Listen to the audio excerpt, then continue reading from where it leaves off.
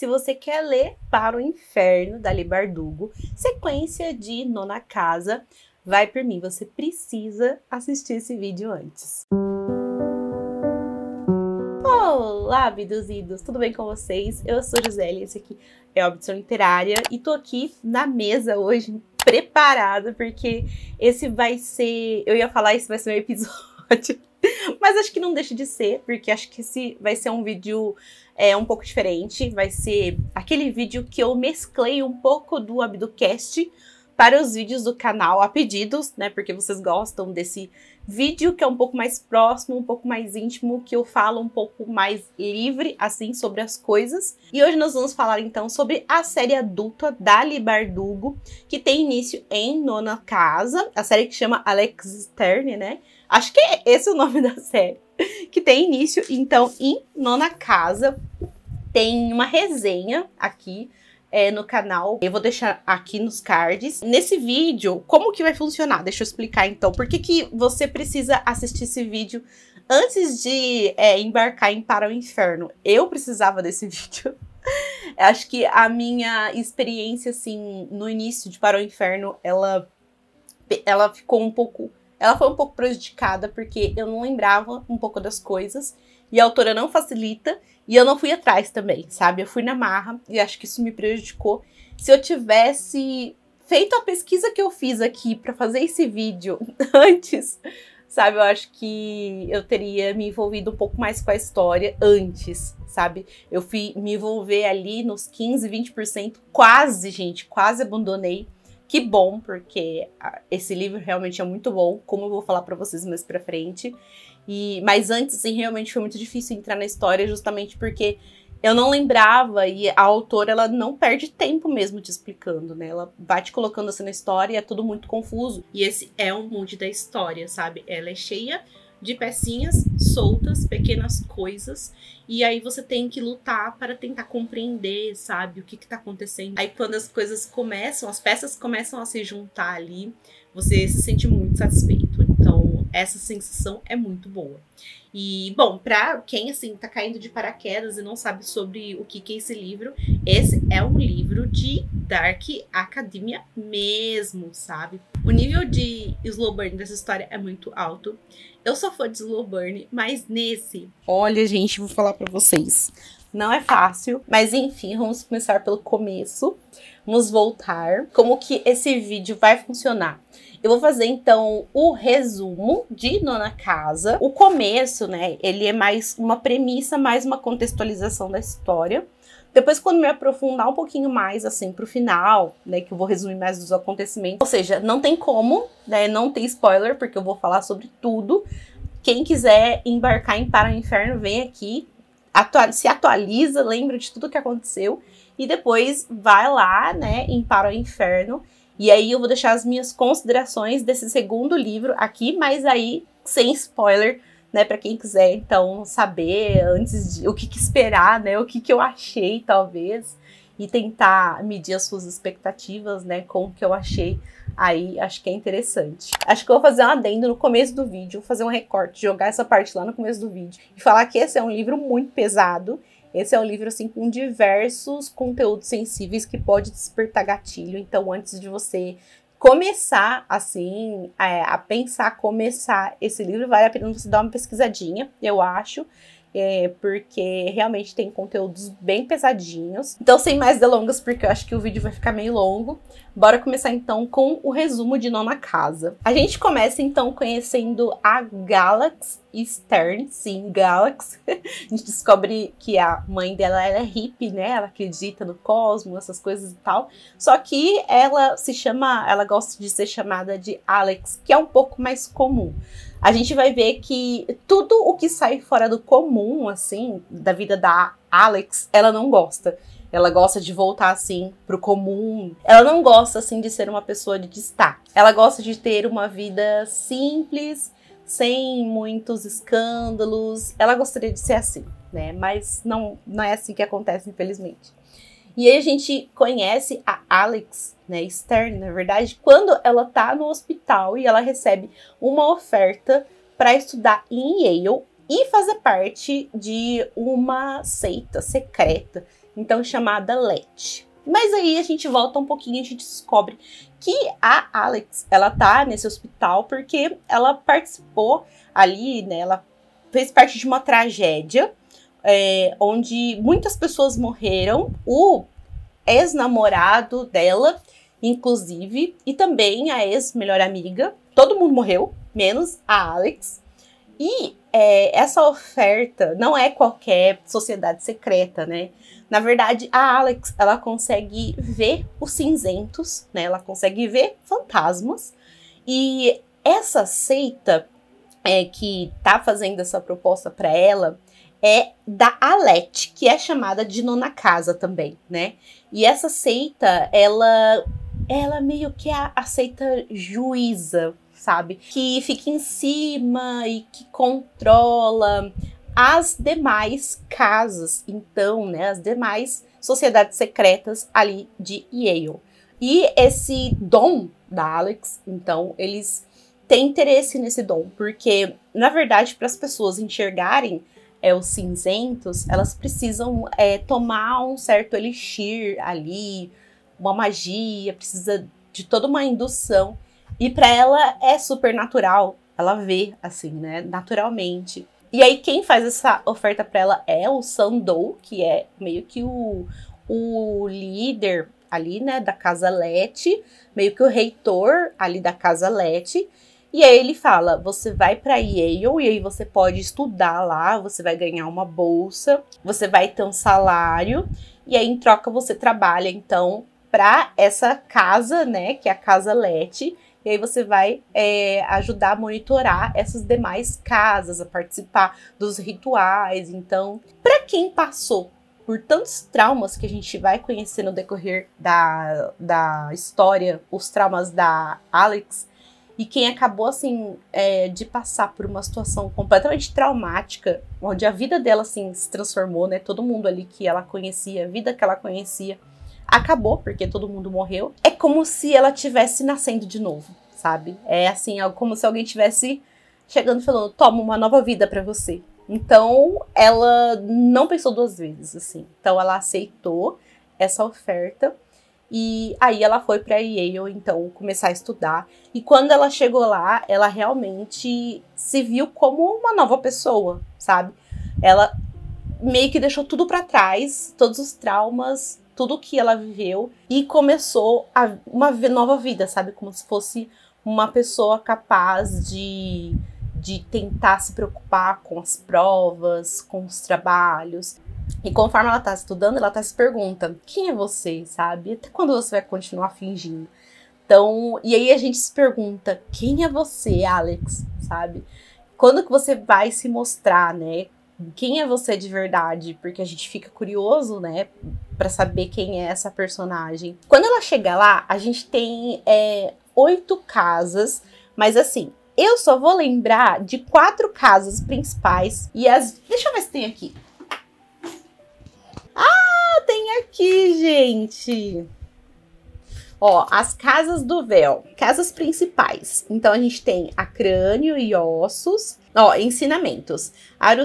Aruspicismo e antropomancia. Divinação usando entranhas humanas e animais. E aí, ó, vocês vão ficar chocados. Ex-alunos notáveis. William Howard Taft, George W. Bush. E aí a gente tem outro George W. Bush e John Kerry. Como assim, Gisele? Ela usou esses nomes na ficção? Não, gente. Muita coisa que a Leigh Bardugo usa aqui na história é real. Inclusive, diversas casas, diversas dessas seitas são reais. O que elas fazem, eu não sei. Mas muita coisa que ela utiliza, ela estudou em Yale e ela sabe das coisas que rolava lá. E ela tirou, então, da realidade, assim, ó, a vida imita a arte e vice-versa, sabe? Então, isso que é muito legal. Tem mais sobre isso depois que a gente vai falar. E aí a gente tem também a Xavier Pergaminho, né? Tenha poder para iluminar esta terra escura e poder no mundo dos mortos para torná-lo vivo.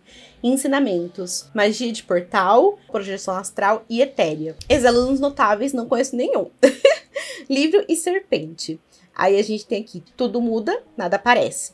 Ensinamentos, néquia ou necromantia, né? Necromancia e conjuração de ossos. Aí a gente tem aqui, cabeça de lobo, a força da matilha é o lobo, a força do lobo é a matilha. Ensinamentos, teriantropia. E aí, por último, das casas principais, a gente tem a manuscrito. O sonho nos entrega ao sonho e não a fim para a ilusão. Ensinamentos, magia de espelhos e encantamentos. E aí, as casas menores, a gente tem a Aureliana, ensinamentos de logomancia, amarração por palavras e divinação através da linguagem. Aí a gente tem Santelmo, ensinamentos, magia elemental e conjuração de tempestades. E por último, Berzelius, que é ensinamentos nenhum. Que estranha. Ex-alunos notáveis, nenhum. Nossa, essa é misteriosa, hein? Achei super misteriosa essa. Então, essas são as casas que tem lá. E aí a gente tem a nona casa, no caso, que é a Casa Lete, que é a casa que a Alex agora faz parte e vai ajudar a monitorar, né?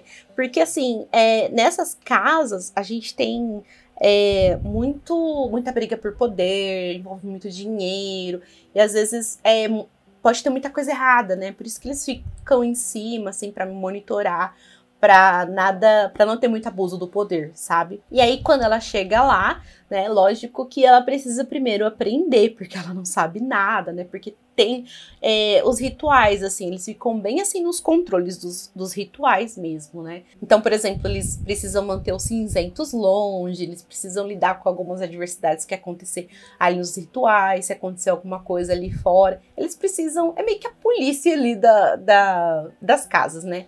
E aí, quando ela chega, ela conhece o Darlington, que ele é o Virgílio, que é a pessoa responsável, oficialmente responsável ali, por monitorar esses rituais. E a Alex, como ela é a novata, ela é agora a Dante.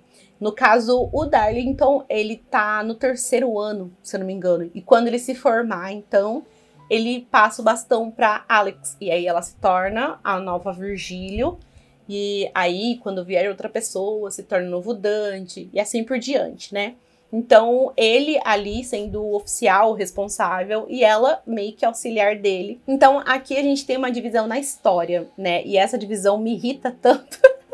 Só que eu acho que é uma forma inteligente até de contar a história, porque faz sentido, mas eu fico irritada porque eu fico muito confusa e às vezes eu fico muito focada num tempo e aí ela passa para outro tempo, sabe? Mas isso acontece tanto no primeiro livro quanto no segundo livro. Eu reclamo tanto que aí vocês me perguntam, né? Fã ou hater? Mas eu gosto dos livros, tá, gente?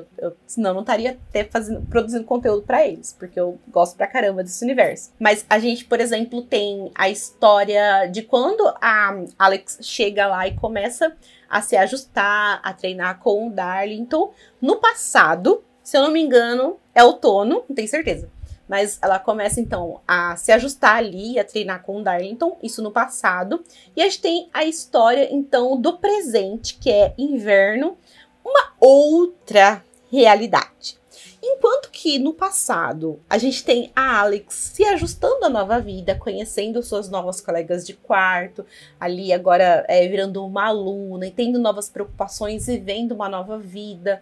Aí ela conhece o Darlington, os dois têm uma dinâmica muito legal e eles são assim completamente o oposto um do outro. Então ele é o garoto assim de ouro, né, da Lete, porque ele é o oposto da Alex. Então ele tem meio que berço de ouro, digamos assim.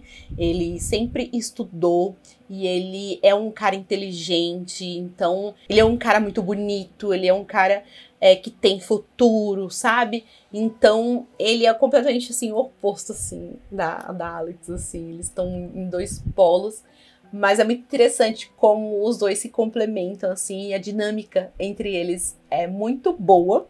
E é claro que tem os crushzinhos, assim, que começa a rolar ali.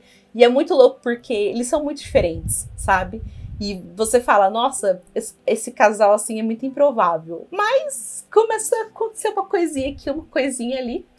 E aí a gente tem também uma outra personagem que é a Pamela Davis, ou só Davis, né, no caso, como a maioria das pessoas chamam ela, que é a Oculus, né, é a pessoa responsável por fazer as pesquisas da Letty. Então, que ela... Ai, gente, eu adoro essa personagem. É uma personagem bem difícil, assim. No começo, ela é bem fechada. Nesse primeiro livro, assim, ela é bem fechada mesmo. Mas no segundo, ela se solta mais. E a gente tem um pouquinho dela também nesse começo. E aí, no presente, a gente descobre que o Darlington sumiu. Alguma coisa aconteceu ali com ele, que a gente não sabe se ele sumiu, se ele tá morto, se alguém mandou sequestrar ele, se ele que, sabe, deu fora. A Alex e a Davis estão tentando procurar ele, estão, assim, preocupadas com ele. E aí a Alex tá tendo que se virar sozinha ali com os ensinamentos que ele deu pra ela. E muita coisa começa a acontecer, inclusive um assassinato. Tudo isso que eu tô falando, gente, vocês não se preocupem, porque tudo isso que eu tô falando ainda tá na premissa, tá?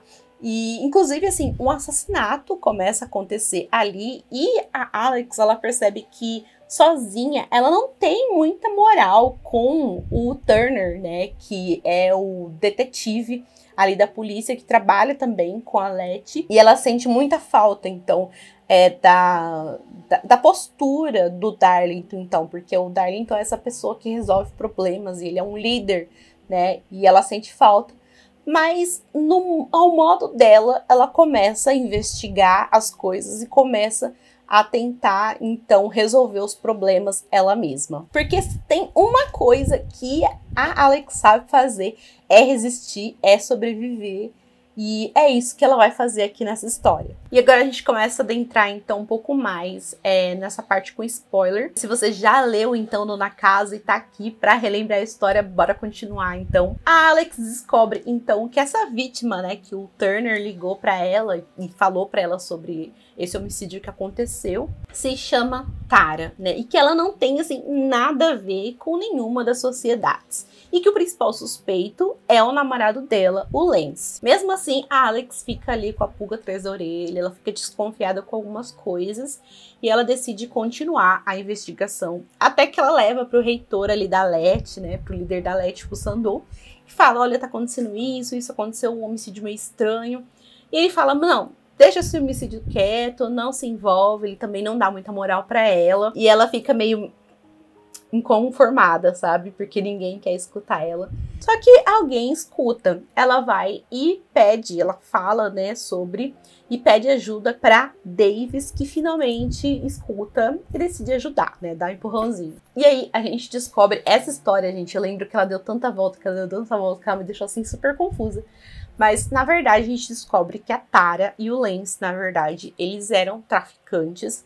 E eles estavam, na verdade, mancomunados ali com as sociedades, trabalhando na produção de drogas mágicas. Uma, inclusive, chamada Merit. E tava rolando, inclusive, uma Away entre algumas pessoas que tinham a posse dessa droga e dava para as outras pessoas e tornavam elas submissas, né? Então a gente teve, inclusive, um personagem que é um escrotão aqui da história, que é o Blake Kelly, que ele deu essa droga, então, pra uma das amigas da Alex, que é a Mercy, né? E ele dá essa droga pra ela, faz ela ficar submissa, grava ela, né? Os momentos íntimos entre eles dois, e depois veicula, né? Transmite esse vídeo pra um monte de pessoas. E a Alex vai, assim, se vinga dele, né? Ela dá essa droga pra ele, faz ele, assim, comer, assim, as próprias necessidades fisiológicas. Nossa, essa parte foi muito pesada. Eu não lembro se ela chega a publicar o vídeo, sabe? Eu não tenho certeza disso, mas eu acho que sim. Mas aí tudo isso ela faz investigando, então. E através do Blake Kelly, que ela chega, ela mata, assim, 2 coelhos numa cajadada só. Coelho, olha. Já a ligação, assim, com o próximo livro. E aí ela consegue chegar até o nome da Tara e do Lance, então... que eles, ela, né, a morte dela tá ligada sim, né, com essas sociedades e entre outras substâncias que eles estavam produzindo ali e que envolviam as sociedades, né, e aí eu acho que assim um adendo também é que durante todo esse auê de descobertas, a gente acaba descobrindo um pouco mais sobre a Alex também durante o livro, né? E essa é uma parte também muito pesada. Esse é um livro, aliás, muito pesado. Esse é um livro, assim, com diversos conteúdos sensíveis que pode despertar gatilho. Então, antes de você começar, assim, a pensar, começar esse livro, vale a pena você dar uma pesquisadinha, eu acho. Porque realmente tem conteúdos bem pesadinhos. Essa história tem um conteúdo sensível envolvendo estupro. Então, se você tem problema com isso, talvez você pode parar, né? Ou pular essa parte que eu vou falar. Mas a gente descobre que uma das grandes questões, então, da Alex e o porquê que ela teve uma vida tão turbulenta, né? Porque ela teve uma vida, assim, a adolescência dela, ela foi, assim, vivida nas drogas, sabe? E roubando. E ela começou a namorar muito cedo. Ela começou a namorar com 14 anos. Um cara que era mais velho, um cara que era super escroto e que não cuidava dela, sabe? Que não tratava ela bem. E ela e a Halle, né? Ela e a melhor amiga, assim, as duas super se gostavam. Acho que rolava até algo mais entre elas, sabe? Eu acho que a Halle era apaixonada pela Alex. Acho que a Alex se tocou disso um pouco tarde demais. Só que ela o tempo inteiro, assim, eu sempre me perguntava por que ela se dispõe a viver, a passar por isso. E aí eu descobri, né? Porque ela sempre, desde pequenininha, ela sempre passou por diversos tratamentos para tentar descobrir como lidar com o fato de ver fantasmas, sabe? E ela sempre passou por tratamentos muito traumáticos, né? E ela nunca encontrou uma solução para parar de ver, por exemplo.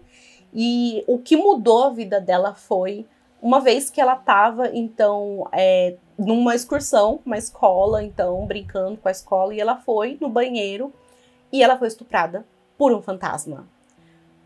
Gente, pelo amor de Deus.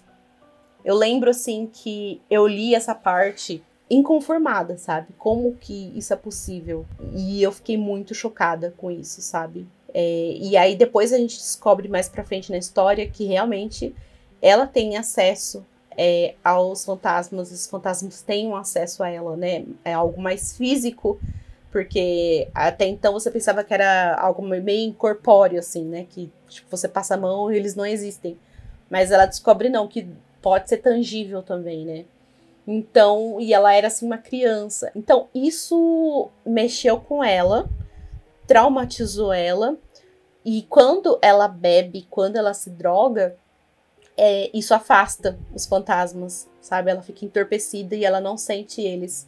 E é por isso que ela vivia essa vida de bosta, sabe? E ela se colocava nessa situação e vivia nisso, porque era a solução que ela encontrou. E é por isso que ela tinha mágoa da mãe, porque a mãe não foi capaz de proteger ela, sabe? Então, é isso, sabe? E por isso que ela é uma sobrevivente, ela é resistente, porque de tudo que aconteceu, ela continuou ali. E aí a gente descobre também o que acontece no dia fatídico que todo mundo morreu. Porque é um dia estranho, né? É um dia que, como que eu posso falar? Que assombra a Alex, porque ela tem pesadelo ali com o Marco Zero no dia que todo mundo morre, e ela lembra, e ela tem traumas daquele dia. Então a gente sabe que tem alguma coisa mal resolvida ali, que ela precisava se lembrar.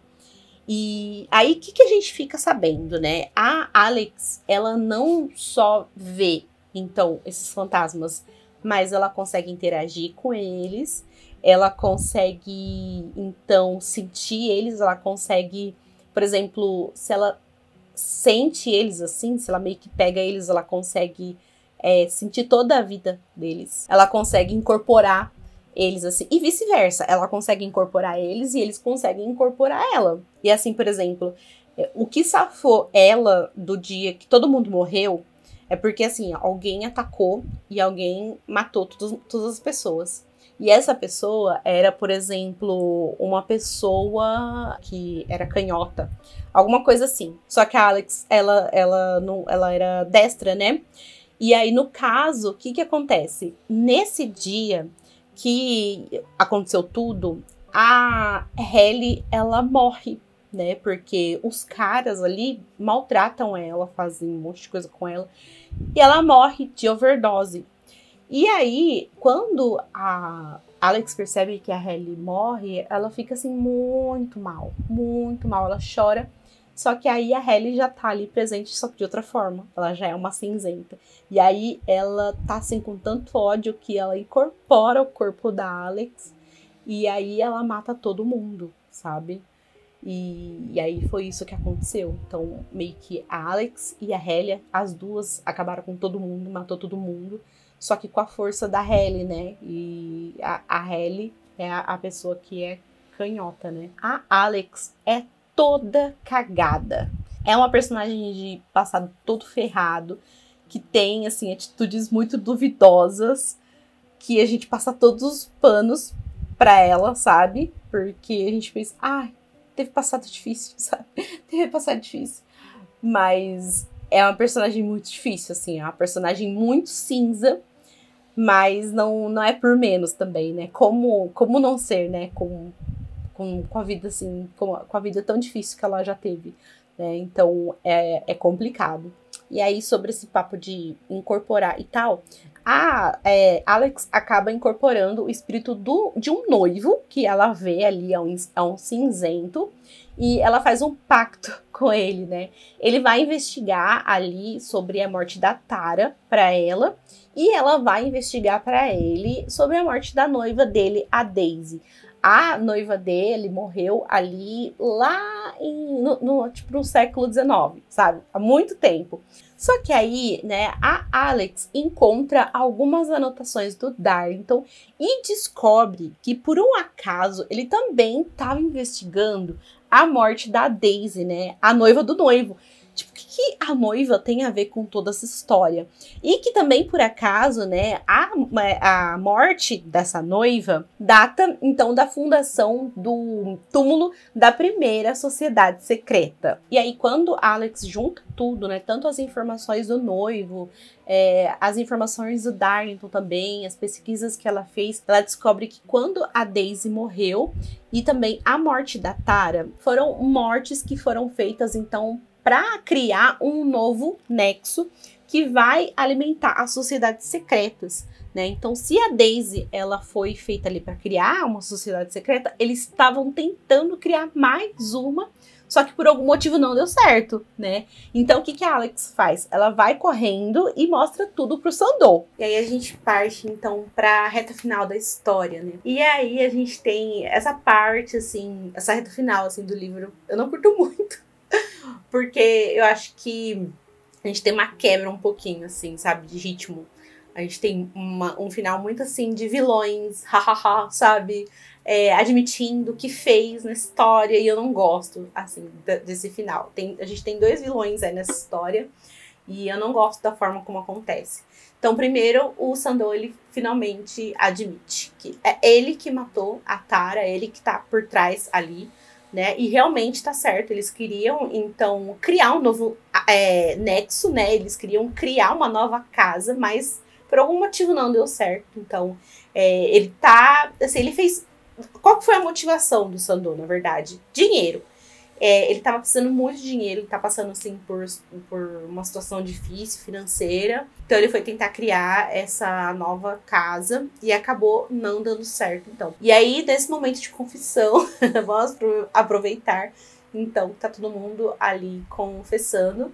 A gente tem a professora, né, da Alex, também chega, que é a Bellbaum. Não sei como se fala. Eu não falei ela aqui ainda nesse resumo, mas a gente tem essa professora que tá sempre muito preocupada, né, com a Alex, tá sempre em cima, né, preocupada com as notas dela. É sempre uma pessoa que tenta puxar a Alex para esse lado, assim, da realidade que a Alex sabe que ela nunca vai de fato viver, né, porque essa parte, assim, esse lado dela de ver cinzentos não deixa ela viver essa realidade que as outras pessoas vivem, né? Então, ela queria ser muito uma pessoa comum, né? Como a Mercy, por exemplo, né? Olhar pra Mercy faz ela lembrar dessa pessoa comum. E aí entra a professora Bellbaum também.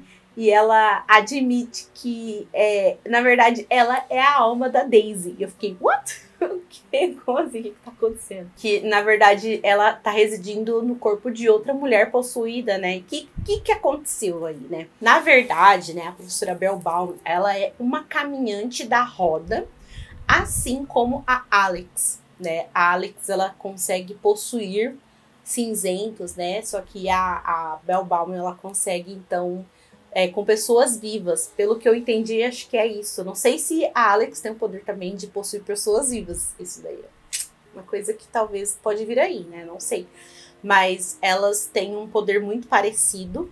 E a Bellbaum é uma pessoa que meio que come pessoas, assim, sabe? Ela vai consumindo almas, assim, e é isso que mantém ela viva, né? Então, por exemplo, quando ela era Daisy, lá atrás, era lá no século XIX, né? E nos tempos atuais ela tá lá viva, firme e forte, né? Talvez. E aí ela diz que, assim, consumir novos corpos é o que mantém ela viva e ela tá presa ali a New Haven. Gente, New Haven é uma cidade, assim, muito bizarra, porque tudo de bizarro acontece ali naquele lugar, né? E ao mesmo tempo que mantém ela viva, também cria esses nexos, né? É isso que o Sandow queria. E aí acontece ali uma confusão e ela vai e mata o Sandow, né? E ela tenta consumir a Alex, né? Porque a Alex, no caso, também é uma alma poderosa para ela, vai fazer muito bem. Só que a Alex, ela consegue lutar contra a Bellbaum, porque ela consegue controlar as almas que estão dentro do corpo da Bellbaum.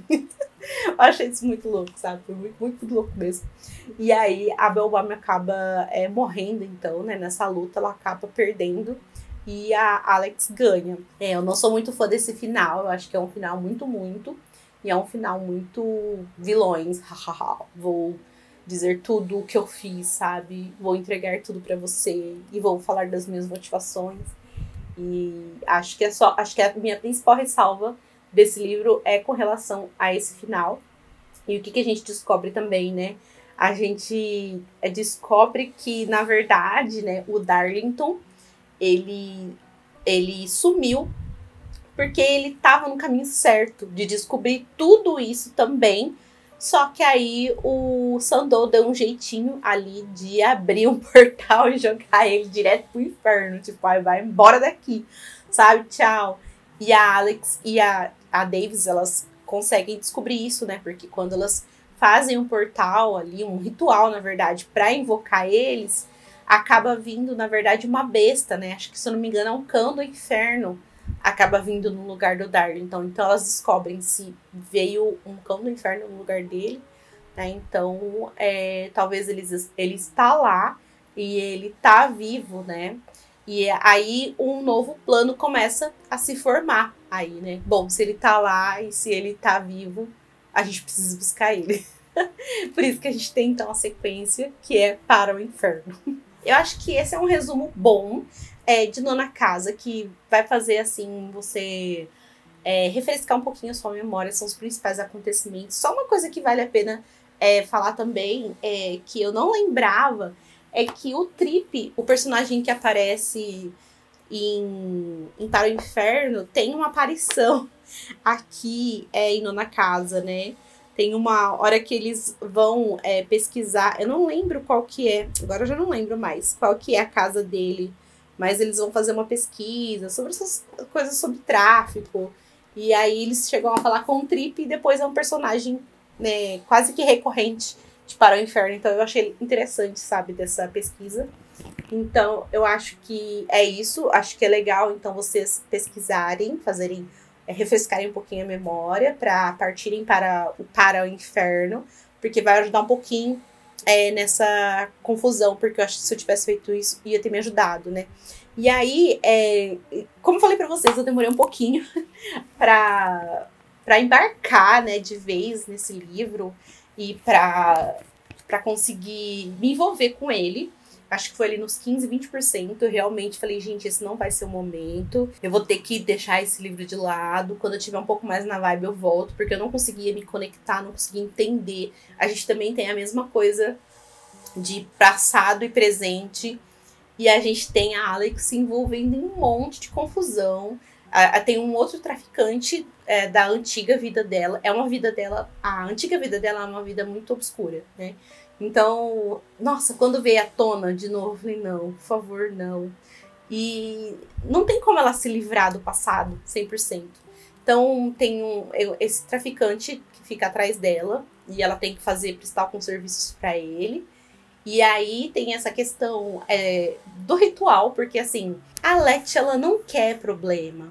Ela fala assim que ela vai fiscalizar as outras casas, mas ela não quer problema. Então ela vai, multa, ela não fiscaliza, ela no máximo dá uma atençãozinha pras coisas.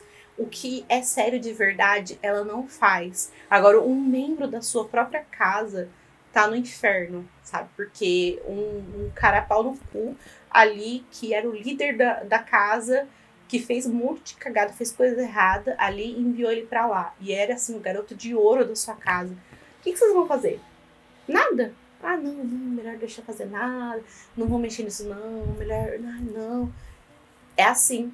E quando a Alex, ela manifesta esse desejo de procurar um corredor, né, um portal, eles falam, não, você não vai fazer isso, você tá louca, sabe? Você não vai fazer isso, não, isso é perigo e tal. Então eles dão as costas pra ela, não só dão as costas, mas eles proíbem ela de fazer isso.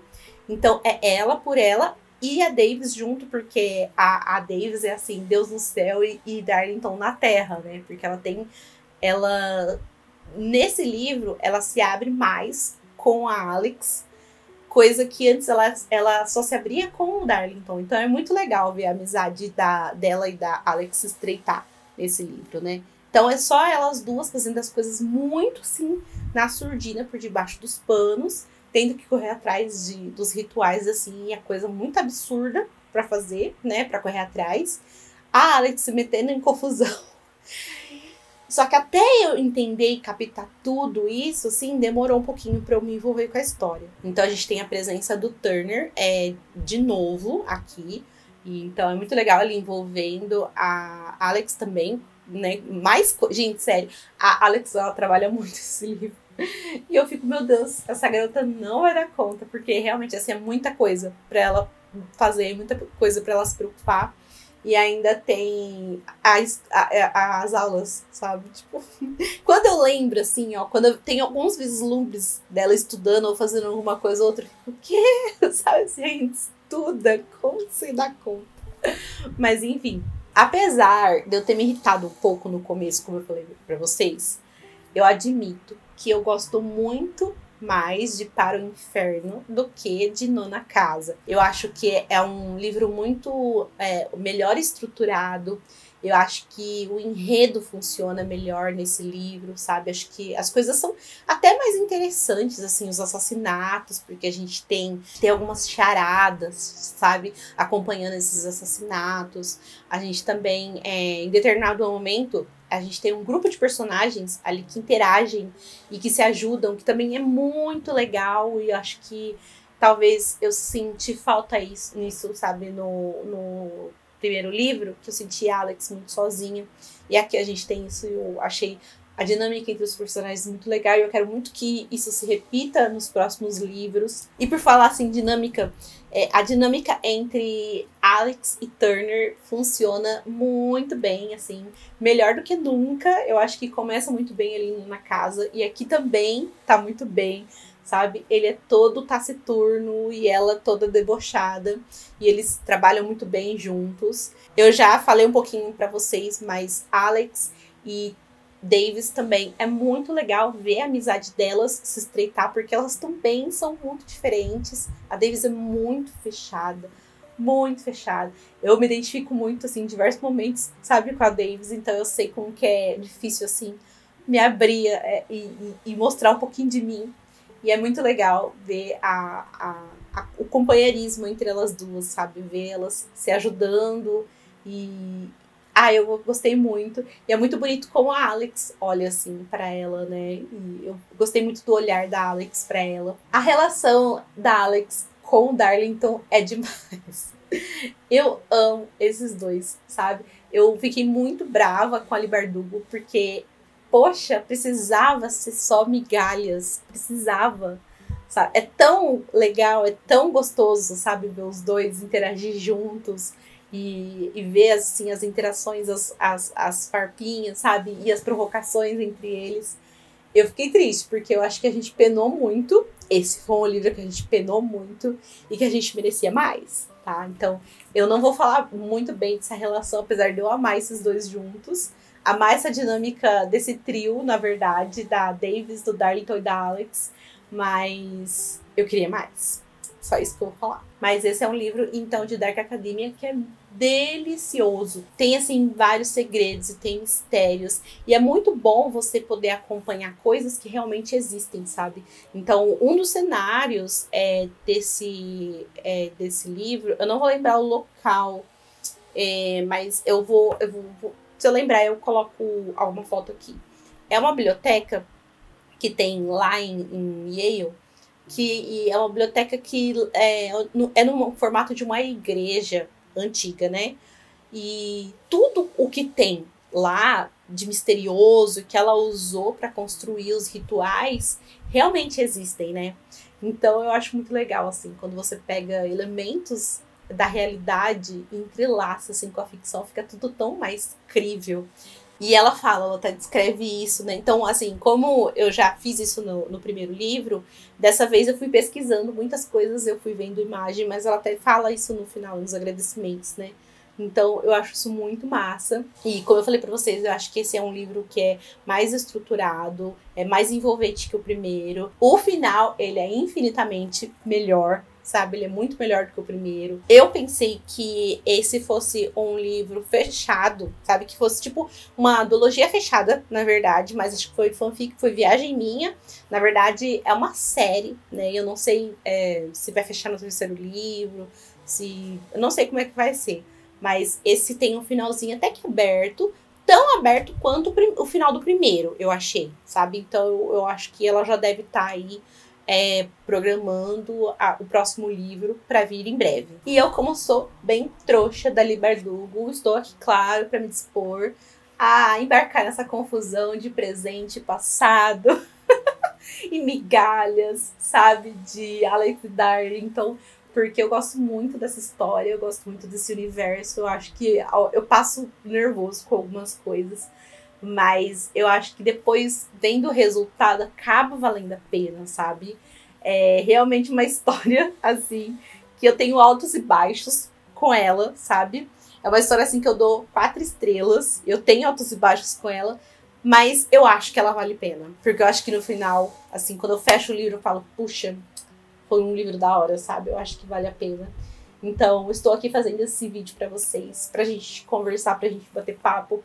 E me conta aí que vocês... Qual que é o grau de vocês? Vocês estão aqui no vídeo porque vocês estão aqui pelo resumo. Se vocês já leram Para o Inferno também, estão aqui pelas considerações. Vamos conversar nos comentários, como sempre. Espero que vocês tenham gostado desse vídeo podcast. Espero que não fique tão longo. Se você ainda não é inscrito, não se esquece de se inscrever e ativar o sininho para receber as notificações. Deixe também seu like se você gostou do vídeo e compartilhe o vídeo com os amigos. Até o próximo.